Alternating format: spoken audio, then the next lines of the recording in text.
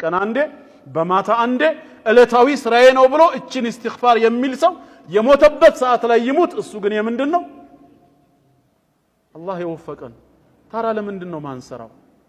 በየትኛውም ጊዜ ሐኪም ያዘዘልህ ክኒን ከሆነስ በስኳር በሽታ ተጠቅተህ ወይ ኮሮና ወይ ሌላ አንተ መጠላው በሽታ ሆኖ በቀን 3 ጊዜ ከቁርስ ከምሳ ከራት በኋላ ውሰደው ብትባል በፍጹም ክኒኑ እስኪያልቅ ድረስ አታቋርጥም አይደል?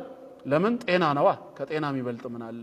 ሐታ ረስተህ ወደ ሱቅ ሄደህ ጠዋት ቁርስ በልተህ ክኒን እንደረሳ ትዝ ካለ በራይድም 300 ብር ቢሆን ከፍለህ ታስመጣዋለህ። ጤና ነው። ይሄ ደግሞ ከጤና በላይ ጀነት ነው። ክኒኑን ካልወሰድክ ትሞታለህ፣ ጤና ይቃወሳል። ማን አለ? የአንድ ክኒን መረሳት ህይወትህን አያቃውሰው። ይሄ ግን ዋስትና ተሰጥቷል። እለታዊ ስራ አድርገህ ከያዝክ አላሁመ አንተ ረቢ አምላኬ አላህ ሆይ አንተ የኔ ጌታ ነህ።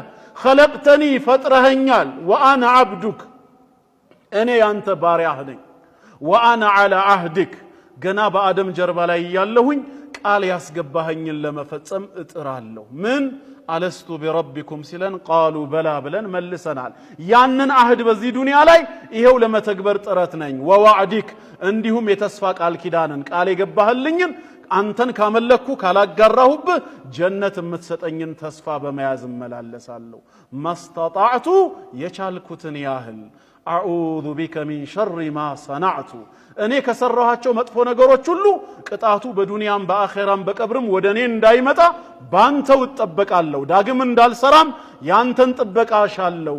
አቡኡ ለከ ቢኒዕመቲከ ዐለየ አንተ በኔ ላይ የዋልካቸውን ጸጋዎች ሁሉ አምኜ ተቀብያለሁ፣ አልክድም።